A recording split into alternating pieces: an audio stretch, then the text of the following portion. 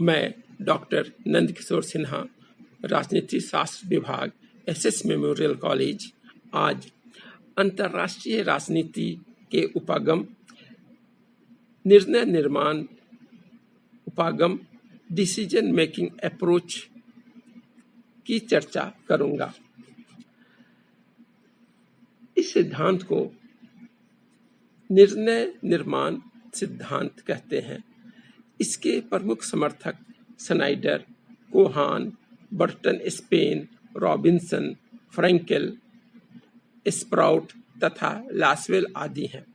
James Robinson के शब्दों में निर्णय निर्माण दृष्टिकोण एक सामाजिक प्रक्रम है जो निर्णय के लिए समस्या छांटता है और उसके कुछ थोड़े से विकल्प निकालता है, जिनमें से कोई एक विकल्प कार्य रूप में परिणित करने के लिए छांट लिया जाता है।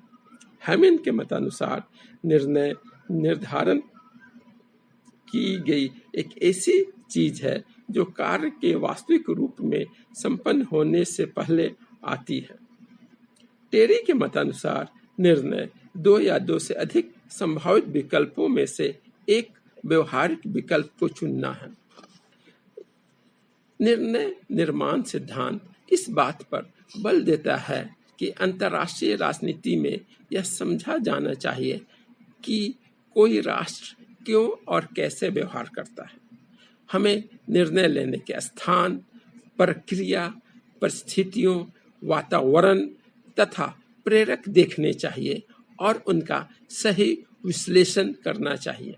निर्णय लेने वाले व्यक्ति का व्यक्तित्व तथा बाह्य वातावरण के तत्वों को भी देखना चाहिए। वास्तव में राष्ट्रों का व्यवहार विदेश नीति के माध्यम से प्रकट होता है। एक राष्ट्र एक विदेश नीति को क्यों अपनाता है, यह विचारणीय प्रश्न है।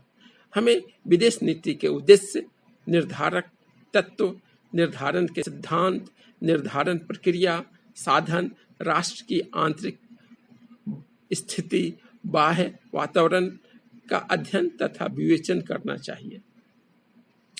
बाह्य परिस्थितियों के अध्ययन को स्प्राउट अधिक महत्व देता है, वहां कोहन देश की आंतरिक परिस्थितियों के अध्ययन को अधिक महत्व प्रदान करता है। लासवेल, जॉर्ज तथा अलेक्जेंडर निर्णय करने वाले व्यक्ति के व्यक्तित्व के अध्ययन पर बल देते हैं। रोजर हिल्समैन का मत है कि सरकार के कार्यपालिका और व्यवस्थापिका के बीच की प्रतिक्रिया किसी राष्ट्र की विदेश नीति को निर्धारित करती है। आर.सी. स्नाइडर के शब्दों में निर्णय निर्माण दृष्टिकोण के दो आधारभूत उद्देश्य हैं। राजनीतिक क्षेत्र में उन निर्णायक ढांचों की पहचान तथा पृथक करने में सहायता करना जहां कार्यों का आरंभ होता है तथा वे लागू होते हैं तथा जहां निर्णयों का निर्माण अवश्य किया जाता है। दूसरा, निर्णय निर्माण व्यवहार जिससे कार्यों का आरंभ होता है तथा जो कार्यों को बनाए रखता है का सुव्यवस्थित ढंग से विश्लेषण करने में सहायता करता है।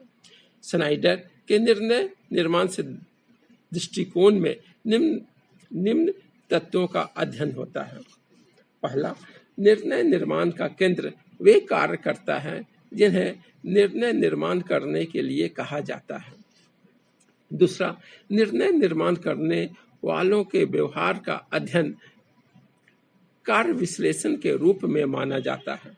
तीसरा, निर्णय निर्माण करने वाले कार्यकर्ताओं के राज्य के आंतरिक और बाहरी वातावरण का अध्ययन करना होगा। चौथा, निर्णय लेते समय की परिस्थितियों का अध्ययन करना होगा। पांचवा, निर्णय प्रक्रिया डिसीजन प्रोसेस में 3 तत्व बताए गए हैं। पहला, सुयोग्यता का क्षेत्र स्फीयर ऑफ कॉम्पिटेंस, निर्णय निर्माण करने वालों की क्षमता जो कि इकाई के उद्देश्यों की प्राप्ति के लिए आवश्यक होती है। दूसरा, संचार तथा सूचना कम्युनिकेशन एंड इंफॉर्मेशन, निर्णय निर्माण के समय उपलब्ध स्रोत, अर्थ, मूल्य तथा प्राथमिकताएं।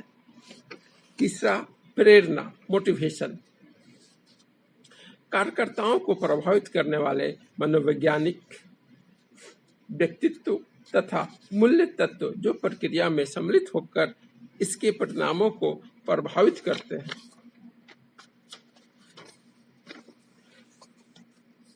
इस दृष्टिकोण की आलोचना करते हुए फ्रैंकल ने कहा है कि इस दृष्टिकोण की मुख्य कमजोरी यह है कि यह प्रतिबिंबों तथा पूर्व कल्पनाओं पर विशेष रूप से केंद्रित है, परंतु जो वस्तुनिष्ठ सच्चाई में प्रतिबिंब करते हैं उनकी उपेक्षा करता है।